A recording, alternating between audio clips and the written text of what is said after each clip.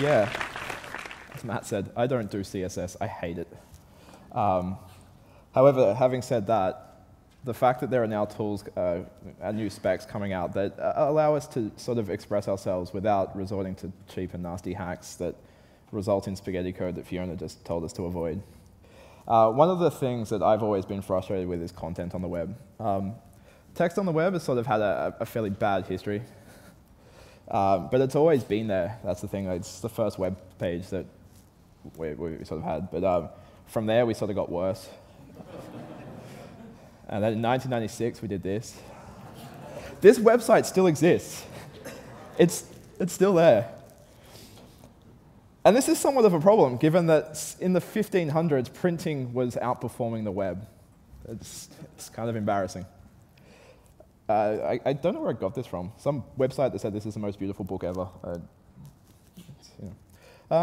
Then sort of like web fonts came around, and services like Typekit came along and sort of made fonts prettier, and we never had to see Comic Sans again, but we could use Chunk 5. Excellent. But then, that's really only one side of the story when it comes to content. Text looking pretty is great, but if we can't put it onto a page in an appeasing way, we can't use pull quotes and things like that, then what's the point? You couldn't really ever, you could probably do this sort of thing now with transforms, but why should we have to worry about that? So when it comes to content on the web, we've sort of had one sort of option, and that's overflow.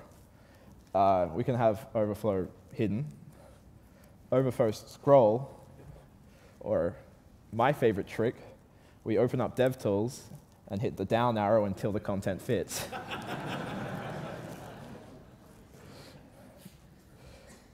Then there's the other sort of thing, is how do we make good-looking content? We had float, and we all know the problem with float. Can you see the black box? Yeah. Who here has ever had to deal with this problem? Clear fix the whole way. And again, while we're doing all this, the print industry is laughing at us. So having said all that, Adobe sort of brought something new into the world, and that's CSS Regions.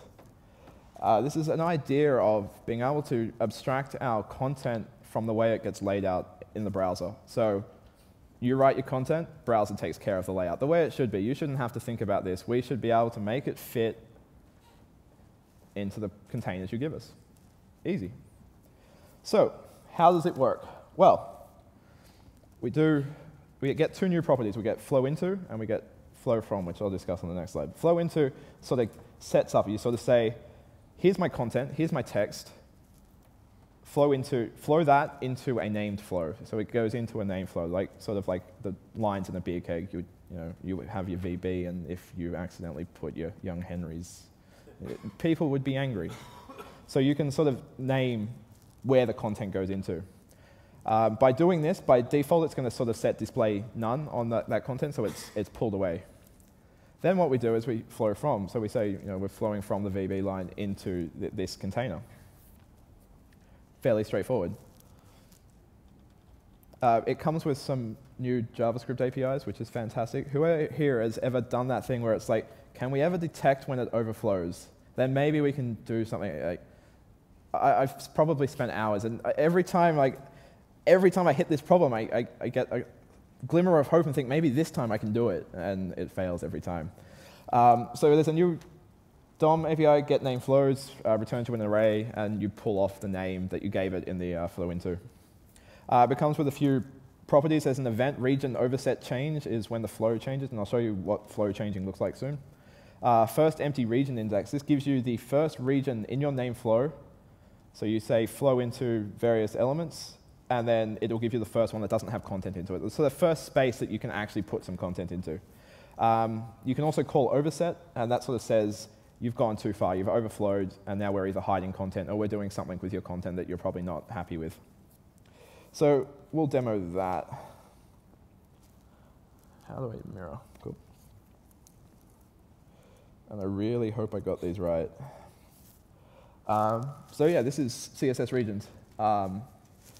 Just a heads up, it's currently available in iOS 7, Safari 6.1, Safari 7, Chrome behind the Enable Web Features plan, so you go Chrome // There is a polyfill in Modernizer. Just be careful. I think the current one doesn't work with subpixel rendering, if anyone's using that, but there is a patch coming. Cool. So first things first, we'll bring up DevTools. I'm using Content Shell because the inspection stuff isn't quite on the main line yet. So you'll notice that this is an article. And it's sort of highlighting the code that we want. But what you'll notice is we've got these regions, and they're what's actually providing the content. So we've abstracted our content from our containers. This visualization shows you the flow. So when we run out of space in number 1, it goes into number 2. When we run out of space in number 2, it goes into number 3. So you've now got complete control over where your content goes. We can start to have 3-column layouts. We can start to do all kinds of cool things. You'll notice that there's one problem. The code sort of gets cut off. There's another spec that we can use here. If we go to the... So all your content and all your styles go onto the content. So you do your font settings and sliders on the content, and you do all your layout on your regions, on your... So if we select our section, and we turn on page break after, and we say always. So after this piece of content, it means break into the next region. So we turn that on, and unfortunately there is a bug that doesn't update until I do that. And now you see no matter what I do, that content is, well, there's some media queries, but you can see like it's not going to break back into that. So you've got control over where it breaks and when it breaks, rather than guessing and control up and down in your DevTools. So this also works with media queries. So the traditional 1-column thing for iPhones, we just break that down, and now we've got one thing. And the way that we do that is we simply, in this region, we just set it to display none. So suddenly there's no more room. That is no longer on the page, so it just collapses into 1 column. It's fantastic. Like, you no longer have to guess where things go. The browser just takes care of it all for you. The image is also part of that flow. So it's not just text. You can also flow content. So that image is coming from my content. So you can sort of start to see, hopefully you can start to see where this power is coming in. Think of a CMS system where content authors just do crazy things and break your layout. You spend ages crafting this fluid layout, and somehow a content editor puts something in that breaks it. You don't have to worry about that. You've suddenly got your content and your layout abstracted the way it should be, which is absolutely fantastic. So that's CSS Regions. They're coming already on iOS, and yeah. But there's more coming. Print's been able to do this thing where they can make text in fancy shapes. Apparently that's wanted.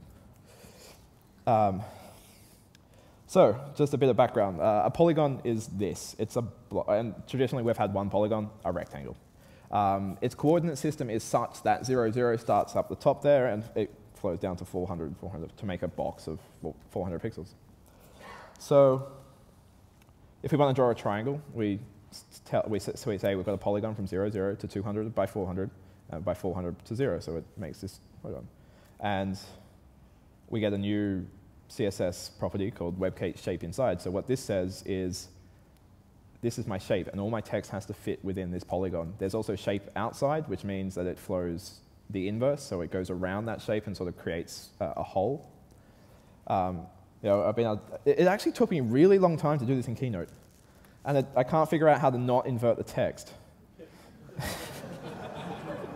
It's not meant to look like that, but that's sort of a demo.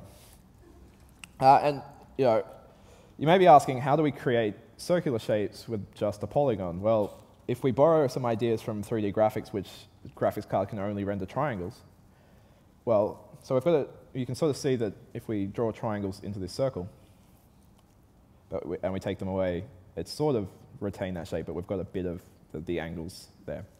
So what we do is we just get more triangles, and we get sort of, you can see how it's, and that's just by halving it. So if we halved again, we'd start to get more of a circular shape going.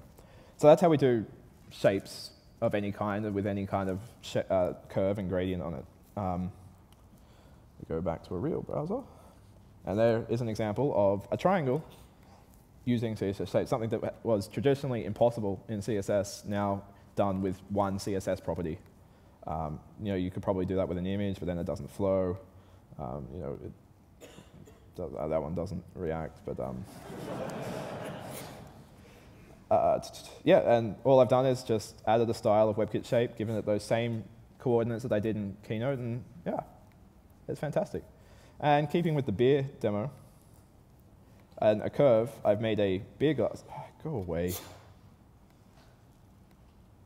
I've made a beer glass with curves around the edge. That's quite pretty, I think. I'm not a designer, as you can tell. But I do work with people that are. Oh, and this demo shows that I've got a region set up there, so shapes work with regions, so you can design your shape and put any content in there. So I've got WebKit flow from beer flow, flowing into beer flow. So yeah, this spec has reached the final stage. At this point, it would require someone to have a strong objection for it to reach a final spec in W3C. So expect this soon. As you can see, Chrome's got support for it. I'm not sure of the status in WebKit, because unfortunately, they don't talk anymore.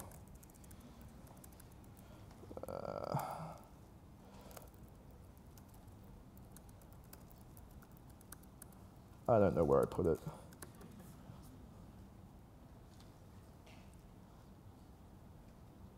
Oh, I do.